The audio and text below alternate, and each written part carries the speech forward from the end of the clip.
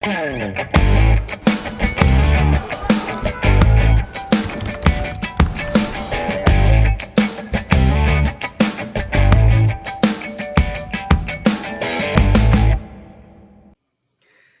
no ar o nosso programa Espaço Cidadão, chegando em todo lugar onde tiver internet, pelo nosso canal no YouTube, Robson Carvalho. Pode nos achar também pelo Robson Cidadão e faça a sua inscrição. E ainda chegando aos estados do Rio Grande do Norte, Alagoas e Maranhão, através da Band. No programa de hoje vamos conversar com João Pedro Stedley. Ele é economista, idealizador, um dos fundadores do próprio MST, o Movimento dos Sem Terra, e com ele nós vamos falar a respeito deste movimento que já ultrapassa os 30 anos de existência no nosso país, né? Um outro lado, uma versão de quem faz parte, de quem conhece o movimento por dentro, diferente muitas vezes da versão que é colocada para o público. Seja bem-vindo, João Pedro, ao nosso Espaço Cidadão. Olá, prazer em estar aqui contigo e com todos que nos acompanham em casa, agora nesses tempos de quarentena. E agradeço o privilégio de poder trocar ideias sobre a luta pela reforma agrária, sobre as mudanças necessárias para a nossa agricultura. Perfeito. João Pedro, e a primeira pergunta é, na visão de quem foi um dos idealizadores, participou da fundação, é um dos coordenadores do próprio MST, né? O que é o MST? Qual é o seu significado, o seu sentido? Bem, primeiro, para colocar os pingos no i, todo movimento social é um movimento coletivo. Nós não podemos atribuir pessoas, né? Então, eu mesmo não gosto.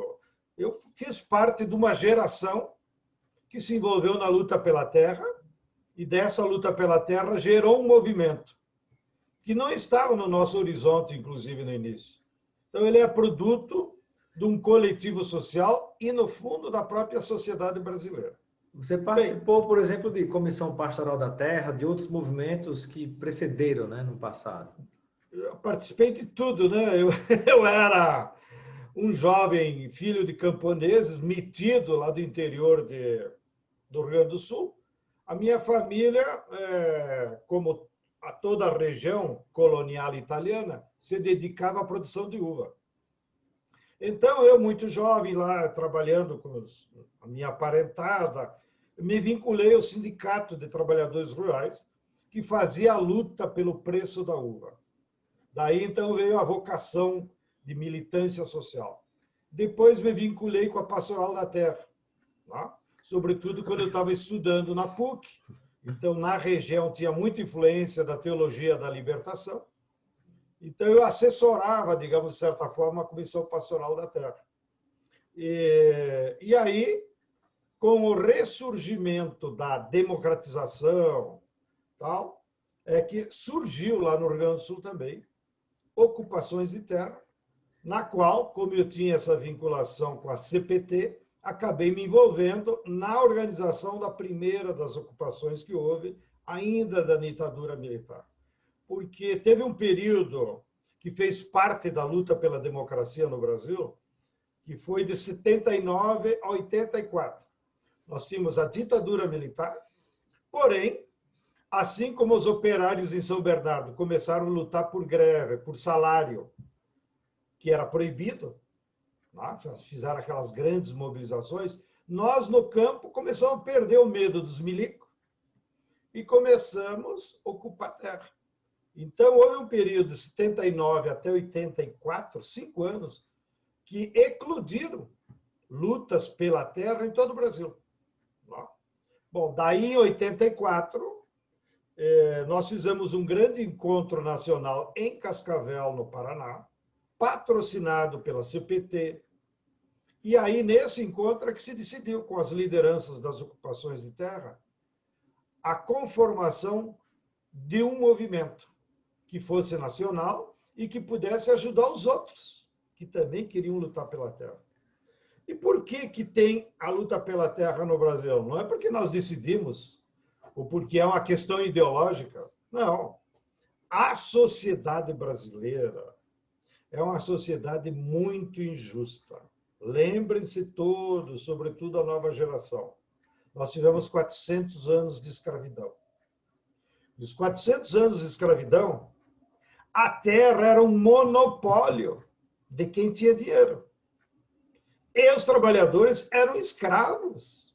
Essa é a base, a raiz histórica do nosso sociedade. Bom, quando acabou a escravidão, inclusive, João Pedro, né, que muita gente não sabe, né, algumas pessoas imaginam, Princesa Isabel assinou a Lei Áurea, acabou a escravidão, todos os escravos, os negros escravizados estão libertos e agora é uma maravilha. Mas não é bem assim, né? Eles que estavam na condição de serem absolutamente um nada nas mãos de proprietários de terra passaram a ser um nada libertos, mas continuando sem nada nas mãos, porque não tiveram acesso à terra, não tiveram acesso a nenhum instrumento de trabalho, nenhuma forma de poder ganhar o pão, não tinha instrução, não tinha educação, não tinha nada, né? É isso aí. E nós entramos, então, no século XX, tendo a terra agora escravizada, na citação do grande sociólogo rural José de Souza Martins. Então, libertaram a mão de obra, mas escravizaram a terra. Só podia ser proprietário de terra quem tivesse muito dinheiro.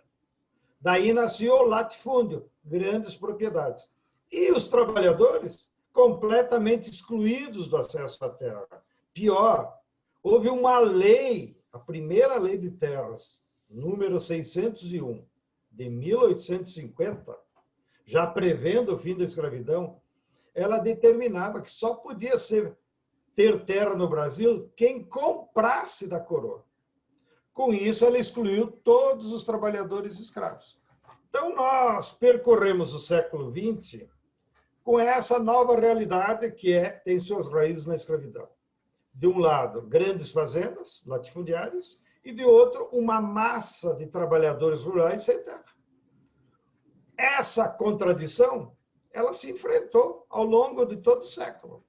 Apareceu na década de 50 e 60 nas ligas camponesas, que percorreu todo o Nordeste, aí, inclusive o Rio Grande do Norte, mas o seu berço é Pernambuco, digamos. E daí veio a ditadura, sufocou essa contradição à mão militar. Porém, quando veio a redemocratização, os camponeses, então, perderam o medo, né, de serem reprimidos, porque muita gente foi assassinada e torturada no golpe de 64, sobretudo aí no Nordeste. É minha obrigação nunca esquecer. Um dos líderes das ligas camponesas de Pernambuco era Gregório Bezerra. A nova geração não sabe o que aconteceu com ele. Ele foi preso no engenho, os milicos amarraram ele pelos pés num jipe e percorreram com o jipe ele nas ruas de Recife. Você consegue imaginar tortura mais bárbara? Ou seja, humilhação perante a população? Não?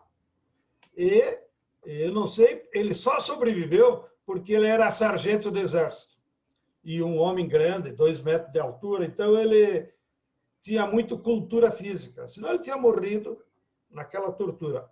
Então, vocês imaginem essa memória dos camponeses do Nordeste. Olha o que aconteceu com o nosso líder.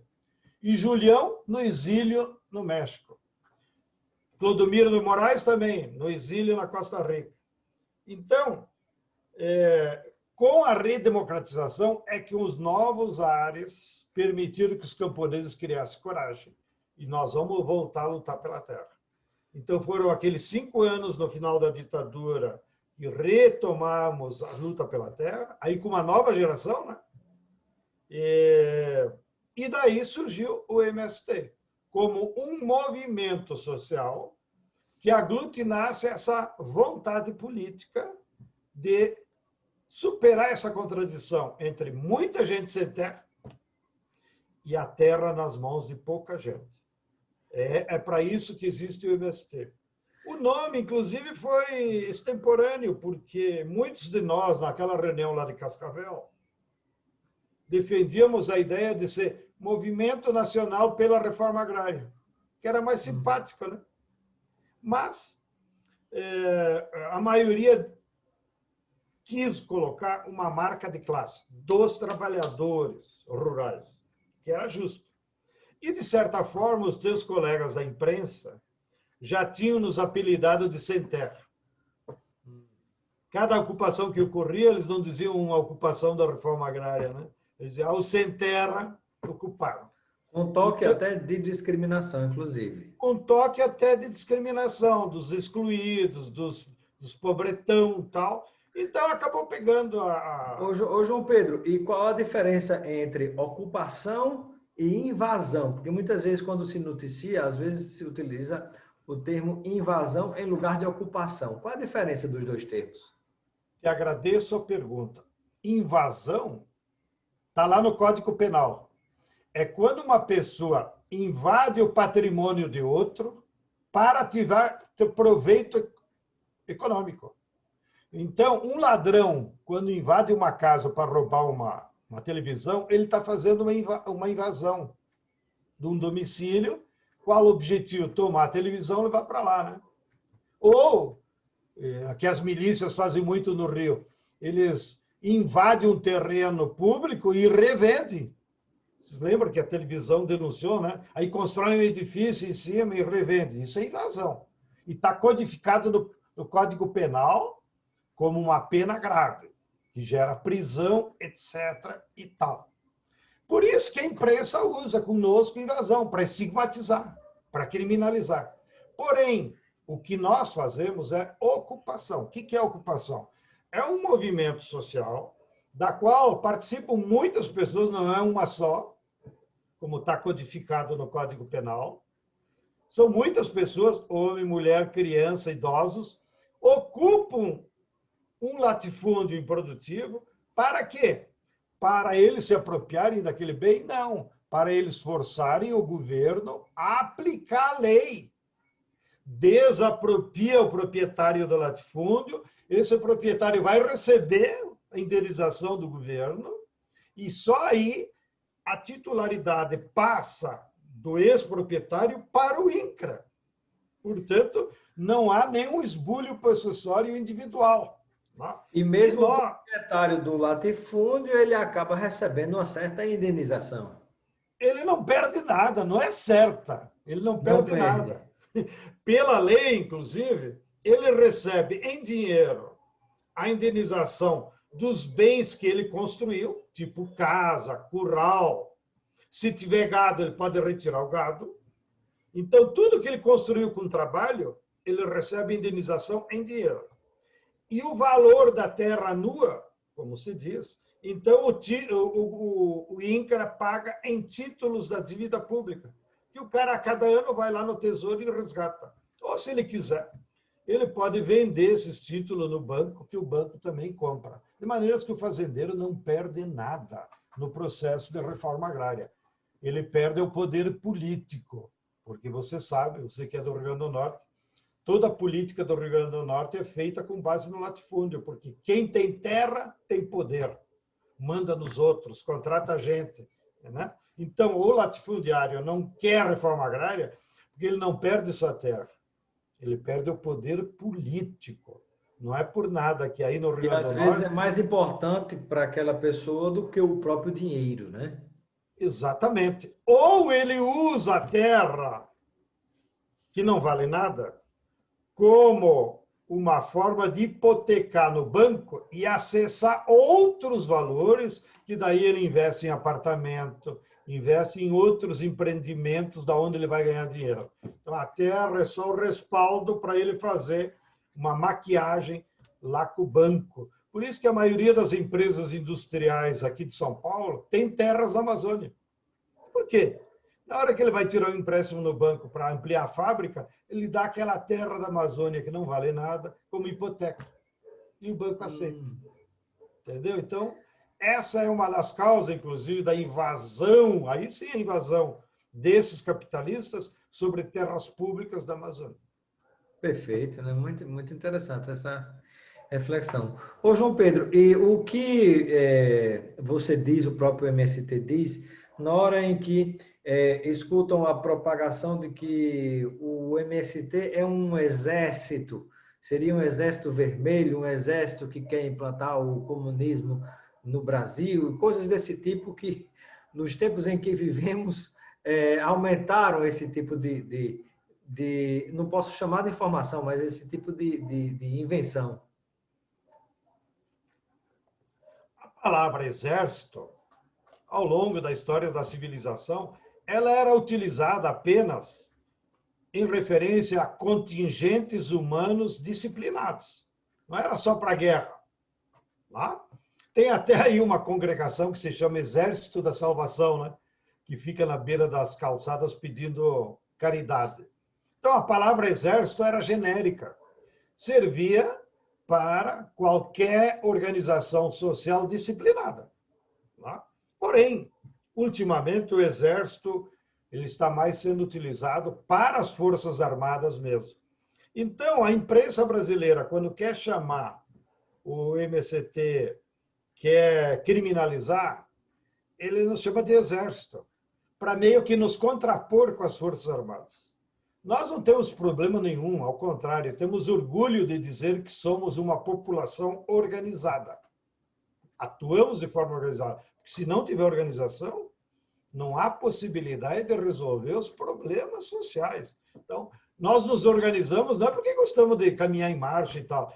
É porque, se você já viu alguma vez nós marchar na beira da estrada, se você não marchar em fila e não se organizar, vai causar acidente, vai atrapalhar o trânsito, né? Vai causar mortes. Então, a fila é uma necessidade organizacional para a marcha dar certo. E não fomos nós que inventamos.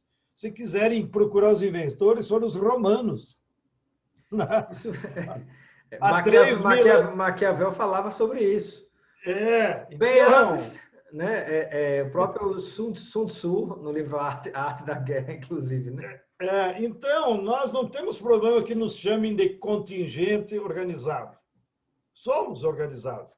Agora, não fiquem atribuindo denominações como Exército Vermelho, Exército de Stedley, só para ficar criando estigma com as Forças Armadas, que nós não queremos, né? Ou criar essa visão negativa de que nós estamos para a luta.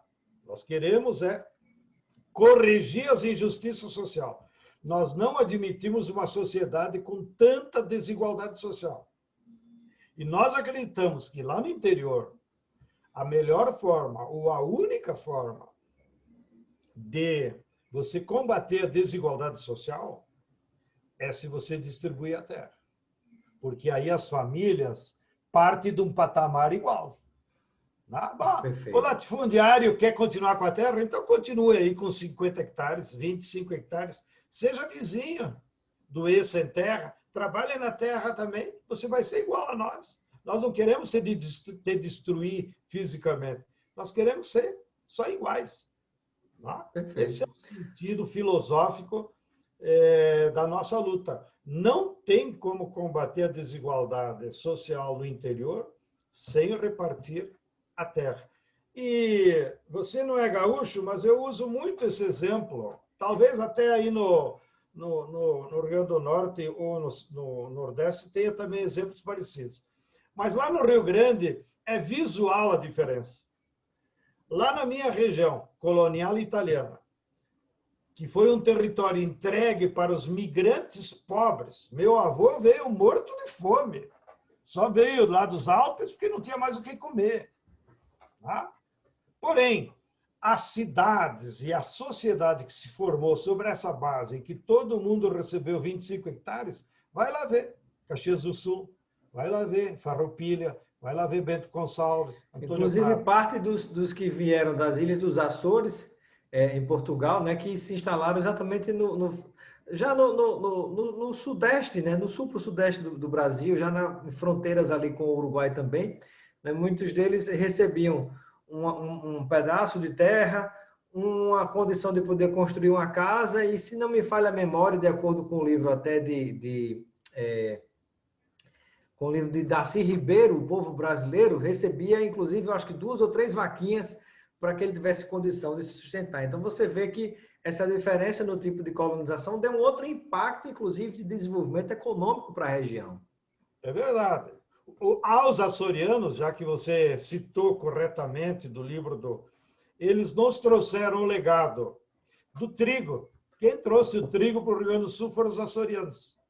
Tá? E nós não conhecíamos o trigo. Mesmo os camponeses lá dos Alpes não plantavam trigo, era muito frio. Tá?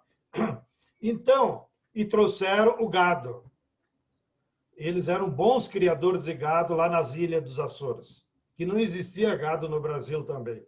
Mas a minha comparação não era entre imigrantes, a minha comparação era com o latifúndio. Aí você vai na metade sul do Rio Grande, é só latifúndio até hoje. Bagé, Uruguaiana, Livramento. Não tem nada, só tem pobre e boi. São municípios que não se desenvolveram. Então, eu vou citar.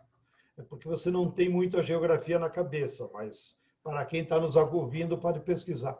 Um só município dessa região colonial de imigrantes, Caxias do Sul ou Farroupilha, tem um PIB maior do que toda a metade do Rio Grande latifundiário, que é a metade do território. Tá? Essa é o fruto da diferença se você distribui a terra ou não.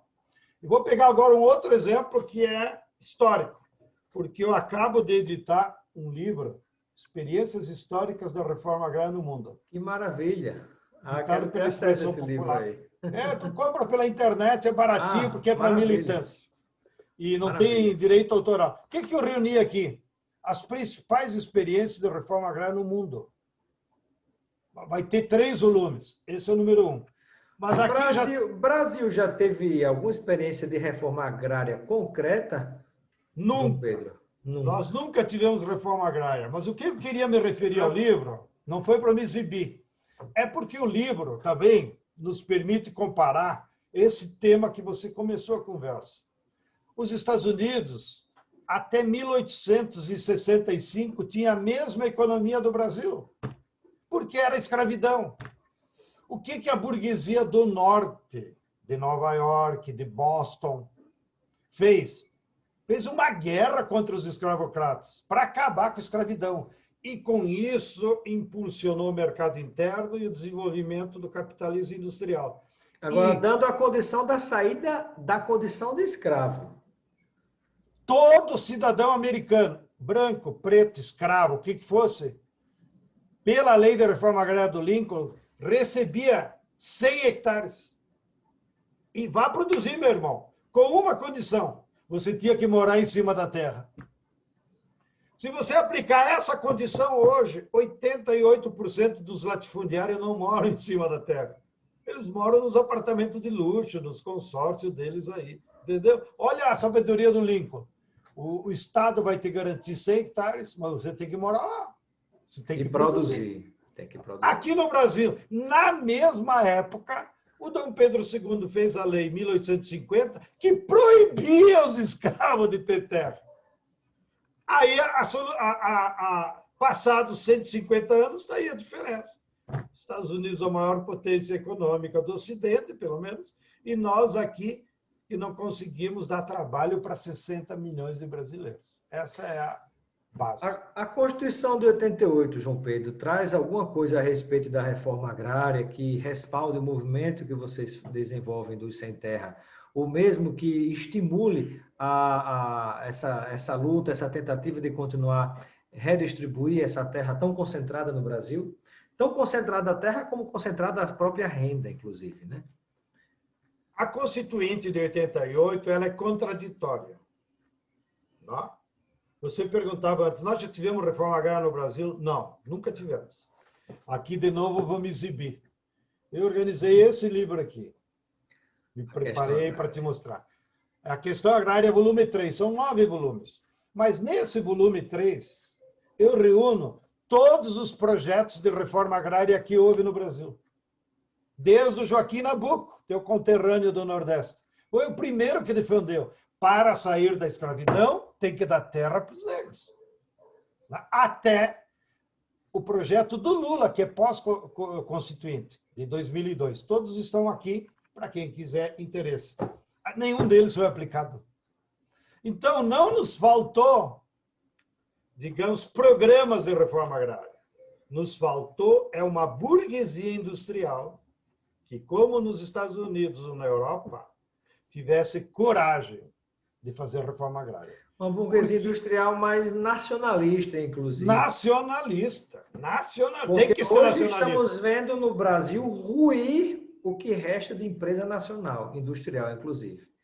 É como que essa turma está cansando de tentar produzir, de investir e achando mais conveniente aplicar na bolsa, de empresas estrangeiras, inclusive. Eles só vivem de especulação. E o que gera renda, o que gera riqueza, na verdade, é o trabalho. Porque dinheiro, na prática, não gera o próprio dinheiro, né? Tu anda sabido, hein? Discutindo isso com economista, ainda bem que eu não estou falando besteira, né? Só o trabalho produz bens. Não tem como tu produzir. Então, qualquer país se desenvolve organizando o trabalho para produzir bens na indústria ou bens na agricultura. Esse é o segredo, não tem outro mistério. Agora, se você só quer ganhar dinheiro na bolsa, especulando no juro, você pode ficar rico, mas a sociedade não. A sociedade vai empobrecer. Essa é a grande contradição dos capitalistas brasileiros. Eles são ricos, mas o Brasil é pobre.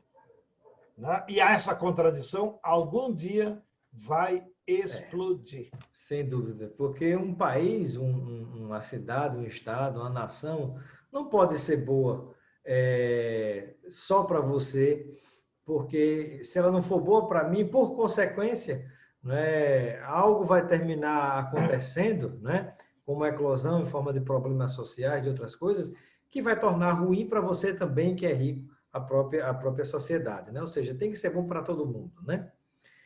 João Pedro, e uma outra pergunta que eu gostaria de lhe fazer. O que é que você poderia dizer a respeito, essa é a nossa penúltima pergunta, o que é que você poderia dizer a respeito dessas tentativas, não só de criminalizar o movimento dos sem terra, mas também agora de tentar colocar o movimento sem terra como se fosse um movimento de terroristas e tentar usar a lei antiterrorismo para ser aplicada a movimentos sociais, dentre eles os sem terra, que não é só contra os sem terra, né? Os sem teto e tantos outros, né? Me alegro com a tua questão. Primeiro, a sociedade brasileira é a mais desigual do mundo. Nós empatamos com a África do Sul, onde no topo da pirâmide tem 1% de ricos, depois nós temos 8, 10% de classe média e 80% do povão é pobre. Trabalha todo dia para comer, para sobreviver. Essa é a estrutura da nossa sociedade. Como é que o 1% protege os seus privilégios e a sua ganância? Com a repressão, com a violência. Ela usa a violência do Estado, que todo santo dia mata um pobre negro na periferia. Portanto, é uma polícia que só protege o patrimônio, não protege a vida. Tá? E você pode pegar 1000 exemplos. Quando um carro está sendo roubado, aparecem 10 viaturas. Se uma pessoa está sendo agredida por outra, a polícia não se mete. Pode matar aí, linchar, que não aparece. Porque a nossa força repressiva foi treinada pela burguesia para ser uma protetora do patrimônio e uma repressora dos pobres. Isso, inclusive, vem por influência da nossa Constituição, da forma como ela foi concebida, espelhada também na Constituição americana. No debate, onde, por exemplo, tem um livro muito bacana sobre isso, recém-lançado pela Universidade de Brasília, né, que mostra o lado dos antifederalistas, né, que não venceram o debate de um formato de Constituição. Né, e a gente tem hoje essa concepção que protege mais o patrimônio do que a própria vida dos concidadãos. Eu acho que isso está no DNA do capitalista. Nem é questão de país ou de outra conceito. Eles não precisam copiar. Está no DNA. Né? Eu, para proteger o meu lucro, faço assim. Bom, então, aqui no Brasil, todo movimento social que procura lutar contra a desigualdade social é pau. Não é resolver o problema, é repressão. Então, não é só o MST que é reprimido e que é chamado de terrorista. Você já viu como é que eles tratam quando tem uma ocupação urbana? que a turma está lutando por moradia. Olha, o Papa, semana passada, disse: o direito à moradia é sagrado. Ou seja, Deus quer que todos os seus filhos, seres humanos, tenham uma moradia digna. O sujeito está lutando por uma moradia digna, aí vem a polícia e pau! Agora, em plena pandemia, fizeram dezenas de despejos aqui na cidade de São Paulo. Tem um cabimento, porque é para proteger a especulação. O cara está cagando e andando, isso é para a vida. Quando alguém faz greve, para o salário, que é o direito do seu trabalho, olha como a polícia se comporta. A polícia deveria ir lá proteger os trabalhadores, porque estão lutando por um direito. Né? Olha a última greve que houve agora na pandemia dos entregadores. Eu, por essas ilações, acabei me envolvendo, assim, tendo conhecimento. O que os líderes da greve dos entregadores disseram para nós? Que os aplicativos cancelaram os números deles.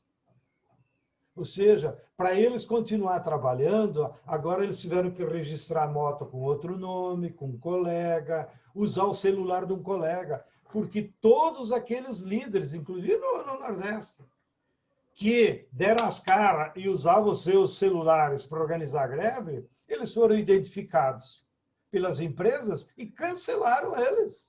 Que absurdo, então, olha, eu não sabia disso. Pois é, ninguém sabe, porque vai sair na Folha, vai sair no Jornal Globo. A Globo, imagina o Borner lá dizer: soubemos que houve repressão ao líder galo dos entregadores. Imagina, foram eles que estimularam a repressão. Então, ninguém sabe disso, mas os coitados, inclusive alguns deles, nós estamos ajudando, como nós temos esses armazéns do campo, estamos ajudando que eles façam as entregas para nós. Para nós não, para quem encomendar nas nossas lojas, né? Porque eles se comportam assim. Então, é um padrão de comportamento. Nós não vamos cair numa vitimação. Nós, os sem terra, somos reprimidos. Não. Todo pobre brasileiro que se organizar pelos seus direitos vai ser reprimido. Mas é assim a luta de classe. E só assim nós avançaremos em conquistar melhores condições de vida. Sem dúvida. João Pedro, nosso tempo está chegando ao fim, mas eu quero lhe fazer uma última pergunta que está conectada com isso que nós acabamos de falar. Qual é o seu entendimento do significado de democracia? Faça essa pergunta porque, por exemplo, nós sabemos que, ao longo do tempo, né, apesar da democracia ter sido fundada com base em muito conflito, em muitas lutas, diante de muitos protestos, né, a própria fundação da democracia se deu com base nisso, ao longo do tempo, por diversos fatores, né, que não dá tempo da gente explicar aqui, mas foi se deixando de lado o consenso e o conflito como sendo algo que está sob o guarda-chuva da democracia e se dando privilégio mais ao consenso, considerando mais que seria democracia só aquilo que acontecesse no âmbito das instituições, portanto, excluindo protesto, conflito e determinados movimentos sociais que não se institucionalizassem. Então, eu queria conhecer qual é o seu entendimento, né, do que é que significa democracia. Uma sociedade democrática, ela se relaciona com vários fatores. Primeiro, a base da democracia são oportunidades iguais para todos os cidadãos. Então, você só pode falar numa sociedade democrática se todo mundo tiver direito à educação. Só 12% dos jovens chegam à universidade. E os outros 88%? Isso não é democracia. Direito à moradia digna, que nós estávamos vivendo. Nós temos um déficit de 12 milhões de casas para pobres. 12 milhões de famílias. Isso não é democracia. Nós temos 12% da população desempregada. Você não tem direito a ser explorado. Isso não é democracia. Nós temos 4 milhões de famílias sem terra. Não tem direito à terra. Isso não é democracia. Não? Bom, agora na pandemia nós vimos. Se não fosse o SUS, que é democrático, conseguiu ampliar um pouco o atendimento de saúde, não? Mas mesmo assim, quando os pobres precisavam de UTI, a UTI do hospital privado não foi cedida para o SUS. Isso não é democracia. No atendimento hospitalar, que é vida ou morte. Não? Então, primeira base da democracia é direitos e oportunidades iguais para todo mundo. Sem isso, isso fere de morte o argumento daqueles que defendem a meritocracia. Isso é brincadeira. Bom, segundo ponto é ao poder político. O poder político ele tem que ter sobre regras em que todos possam disputá-los. Você se organiza em associações, em partidos e disputa, porque o poder político não está só lá no prefeito, no vereador, no deputado, no governador e no presidente. O poder político está permeado em toda a sociedade, como dizia o Gramsci. Portanto, as pessoas têm o direito de se organizarem em associações, em clubes, para disputar as suas ideias nesse poder político.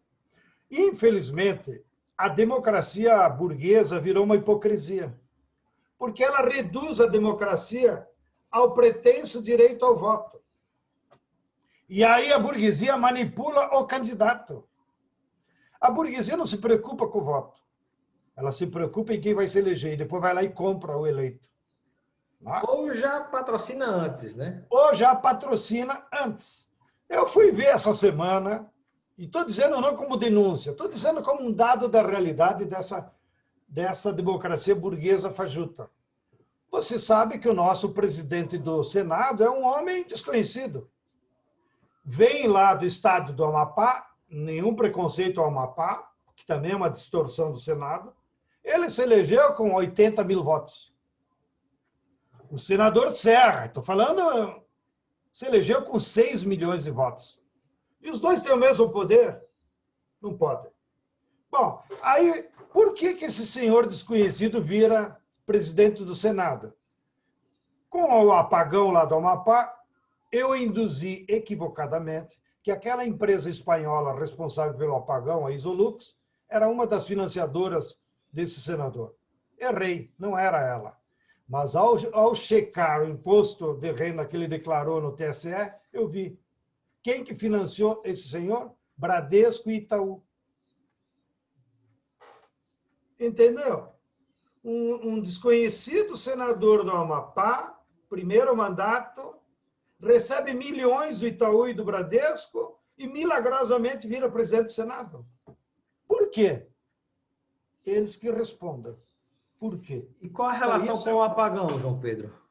Não, apagão é a exposição clara de que as privatizações, como nós estamos falando, é só para ganhar dinheiro especulativo. Então, vem uma empresa espanhola, que inclusive eu soube, foi à falência na Espanha, compra aqui um estado inteiro e não tem nenhum gerador subsalente. Então, era lucro máximo. Tá? Lucro máximo e vai embora. Ou a Vale, para não só falar mal dos espanhóis, estou falando mal da privatização e do capitalismo. Olha o que a Vale fez. A Vale exporta bilhões de toneladas de ferro, nunca pagou imposto, porque pela lei Candir está isento de imposto. Cometeu aquele crime de Mariana, cometeu o crime de Momadinha há 5 anos e até agora não pagou ninguém. Pagou ninguém, que eu digo, não reparou que ela matou um rio. Você sabe o que é matar um rio de 700 quilômetros? O Rio Doce não dá mais peixe, não dá mais água potável. Tá? Terminou com a vida ao redor do rio. Mas isso é o sinal de que essa democracia burguesa está fajuta. Então, nós de esquerda não devemos cair na balela de voltar, o Estado tem que ser republicano. Não. Nós temos que discutir que formas de participação popular nós devemos estimular para controlar o poder. E tem 1001 formas. Olha, na Suíça, tá bom, é um país pequeno, mas eles decidem plebiscito até nome de rua. Por que aqui no Brasil nós não usamos mais o plebiscito? Por que não faz o plebiscito se a população quer ou não privatizar a Chesf? Por quê? E é um mecanismo que já existe, né? Existe, é rápido agora com a urna eletrônica. Tu em meia hora sabe. Bote o povo do Nordeste votar. Vocês querem privatizar a Chesf? Para dar o que deu no Amapá? Vocês querem privatizar a Petrobras? Agora estão querendo privatizar o Correio. Por que não faz um plebiscito? O povo quer privatizar o Correio ou não? Quer vender para a Amazon? Não? Então, nós deveríamos estudar e propor 1001 formas de participação popular, para garantir aquilo que está na Constituição. Todo o poder emana do povo. Então, o povo tem que ser... É o princípio da própria democracia, né? É o princípio da democracia. A democracia que é o governo do povo, mas na prática o que a gente tem é um governo de parte dos eleitos por parte do povo. Se você me permitir, eu digo, nós temos uma democracia... Não representa como se deveria, né? A democracia burguesa é a democracia do capital. Quem tem dinheiro tem poder. Quem tem voto não tem poder. A Coruja de Minerva e tantos outros livros demonstram, por exemplo, as incompatibilidades gritantes entre capitalismo e democracia, né? Muito bem. Muito bom. Bom, quero agradecer a participação do João Pedro Stedley, um dos idealizadores e coordenadores do Movimento dos Sem Terra. Muito obrigado pela sua presença, pela sua participação no nosso Espaço Cidadão. Obrigado por essa aula, por toda essa exposição e seja sempre bem-vindo ao nosso programa, João Pedro. Imagina, eu que agradeço o privilégio de ficarmos aqui trocando ideias e falando mal da burguesia, né? Que é o meu esporte preferido. E me alegro que você é um batalhador por uma sociedade mais justa e mais igualitária. É só isso que nós queremos. Uma sociedade justa e igualitária. Tá? Para que todos os brasileiros sejamos iguais. Ninguém quer diferença. Só queremos a igualdade. Um grande abraço. E sempre que você quiser, liga lá para o Wesley, que nós nos conectamos e tiramos 20 minutos para falar mal de alguém. Perfeito. Grande abraço. Obrigado a todos que nos acompanharam. Obrigado, João Pedro.